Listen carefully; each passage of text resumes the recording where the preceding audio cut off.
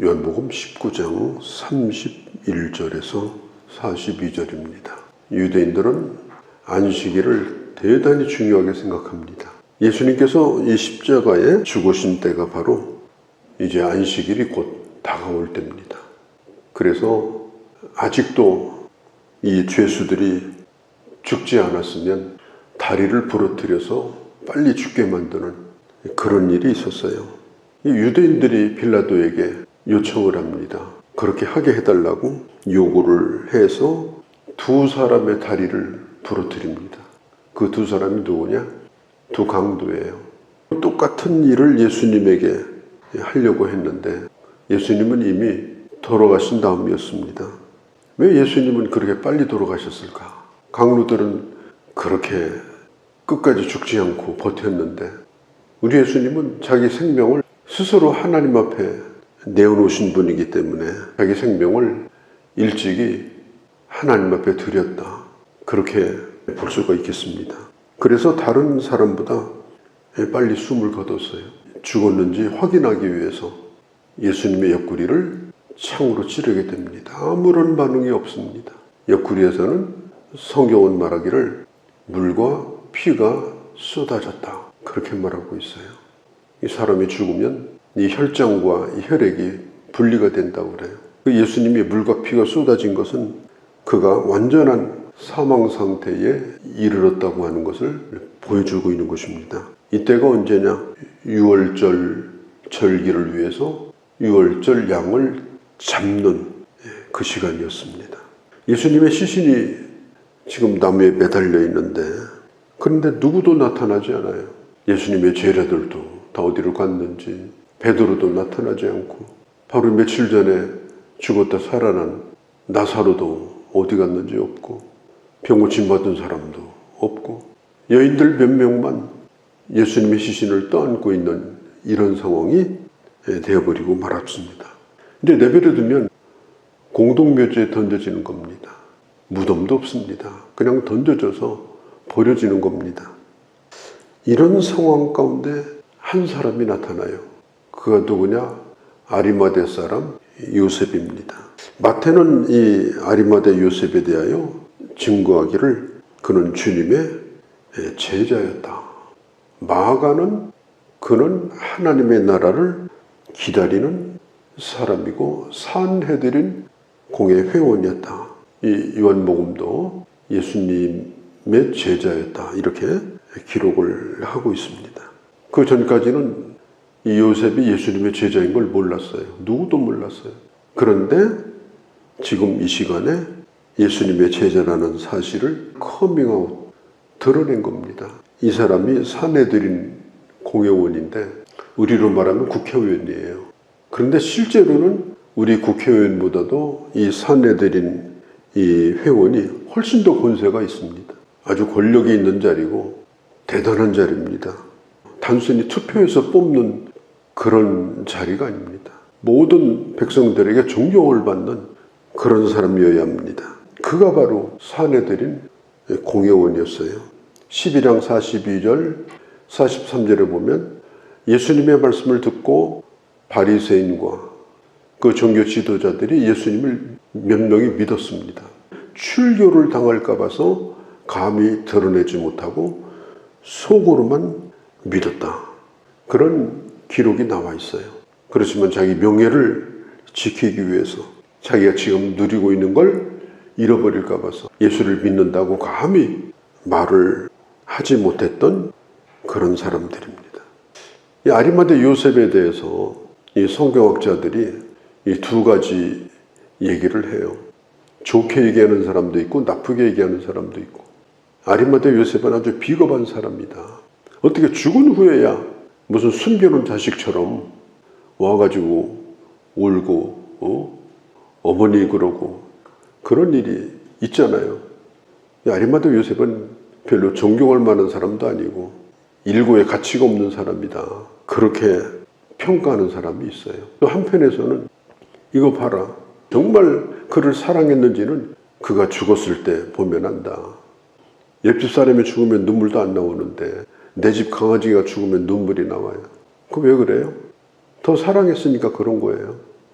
예수님의 제자들은 예수님이 죽으니까 이제 볼장 다 봤다고 다 흩어져 버렸어요. 끝난 거예요. 그런데 그동안에 숨기고 살았던 이 요셉은 지금 자기 자신을 여기서 드러내서 얻을 게 아무것도 없어요. 손해만 볼 일이에요. 이건 자기 모든 걸 포기하는 일이다. 그래서 이 요셉을 나쁘다고 말해서는 안 된다. 자, 여러분은 어떤 편입니까? 요셉이 어떤 사람이라고 생각을 해요? 지금 요셉 얘기보다도 아마 우리들 자신이 생각날 거예요. 어떤 사람은 직장 생활을 20년을 했는데 바로 옆에 있는 사람이 어느 교회 안수집사였대요. 퇴직할 때 가서 알았대요. 보니까 거기 교인들이 왔더라는 거예요. 그 뭐냐 그랬더니 내가 어느 교회 안수집사였다고. 아무도 몰랐어요. 20년 동안 그 숨기고 산 것도 참 대단한 사람이죠. 냄새도 안 난 거예요. 냄새도. 그런 사람이 뭐 한두 사람이겠습니까? 이 요셉이 어떤 면으로 보면 비겁한 면도 있지만 그래도 이렇게 마지막에 자기 자신이 예수의 제자라는 사실을 숨기지 아니하고 끝까지 비겁하지 않고 끝까지 숨지 않고 가장 어려울 때 누군가가 꼭 나타나야 될 때 그럴 때에 육신적으로 보면 예수님의 보호자 역할을 사실 한 사람이 이게 아리마대 요셉입니다. 마가복음 15장에 보면 성경이 이렇게 말해요. 당돌하게 예수의 시체를 빌라도에게 요구했다. 이 당돌하게라는 말은 어이가 없다는 뜻입니다. 시체를 내어달라. 정말 용기 있는 일이죠. 아리마대 요셉이 나타난 거예요. 내가 예수의 제자다. 내가 예수의 편이다. 내가 모든 걸 보증하겠다. 이 시신을 내게 좀 인도해달라. 산헤드린 공회원이 아니었다면 절대로 예수님을 요셉에게 내어주지 않았을 것입니다. 우리가 다른 성경에 보면은 아리마대 요셉은 산헤드린 공회에서 예수님을 죽이기로 작정하는 판결을 할 때 그는 끝까지 판결에 참여하지 않았습니다. 용기 있는 사람이에요. 이 요셉이. 그리고 장례 준비를 합니다. 그런데 장례 준비를 하는데 또 한 사람이 나타나요. 그가 누구냐? 니고데모예요. 밤에 찾아온 사람. 이 사람은 율법사고 이 사람도 공회원이에요. 백성들에게 존경을 받는 사람이에요. 밤에 찾아와가지고 좀 예수님하고 얘기 좀 나눠보려고 좋은 생각을 가지고 그런데 다짜고짜 당신 거듭났는가? 이렇게 묻는 거예요. 30대 젊은 사람이. 거듭났습니까? 그러니까 이 사람이 당황해가지고 내가 지금 어머니 뱃속에 들어갔다 나와야 되느냐 이런 무식한 얘기를 합니다. 그런데도 그 자리를 박차고 일어나지 않고 예수님의 이야기를 끝까지 들었던 사람이 니고데모예요. 그때 예수님이 니고데모에게 하신 말씀이 그 유명한 요한복음 3장 16절입니다. 저 광야에서 뱀이 들린 것처럼 인자도 들려야 할 것이다. 그리고 누구든지 나를 믿는 자는 영생을 얻는다. 그런데 니고데모가 보니까 주님이 말씀하신 대로 주님 자신이 십자가의 나무에 들리는 걸 니고데모가 보면서 저분은 자기가 말씀한 대로 자기 길을 가는 자고 저분이 참 구원자다. 아마 그런 결단을 하지 않았는가 생각을 합니다. 그래서 이 니고데모가 어마어마한 분량, 이 장례 때 쓰는 그 물품을 가지고 와서 아리마대 요셉과 함께 이 장례를 치르게 됩니다. 장례지는 어디냐? 동산에 있는, 예루살렘에서 멀지 않은 동산에 있는 가족 무덤입니다. 한 번도 써보지 않은, 요즘으로 말하면 가묘예요. 죽으면 들어가려고 준비해 놓은. 거기에 예수님의 시신을 안치합니다. 그리고 돌로 그 무덤문을 꼭 닫아놓고 장례식을 마치게 됩니다. 자, 우리가 두 사람을 생각해 봅니다. 끝까지 나는 숨어서 예수 믿을 것인가?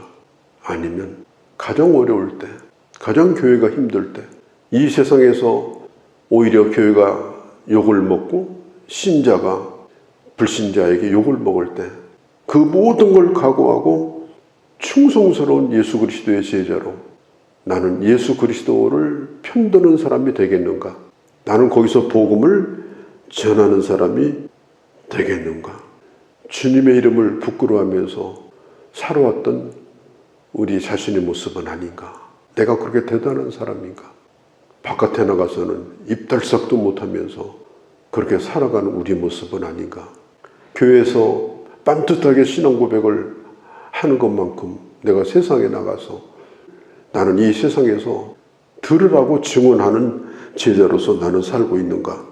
우리는 다시 한번 깊이 생각하고 오늘 이 시간 기도할 때에 내가 살아가는 삶이 그렇게 길지 않은데 이제 정말 숨겨진 제자로 끝까지 살지 않고 당돌하게 그런 하나님의 사람으로 살게 없어서 나를 위해서 준비해둔 그 동산의 무덤이 거기다 자기 시신 하나 집어넣었다면 누가 그걸 기억합니까? 그런데 주를 위해 드려졌더니 오늘도 수많은 순례자들이 참된 성주가 된 것처럼 우리가 주를 위해 산다고 하는 것이 얼마나 귀하고 가치 있는 것인가 그런 생각을 가지고 참된 제자의 길을 걸어가는 그런 하나님의 사람들이 되어주시기를 바랍니다.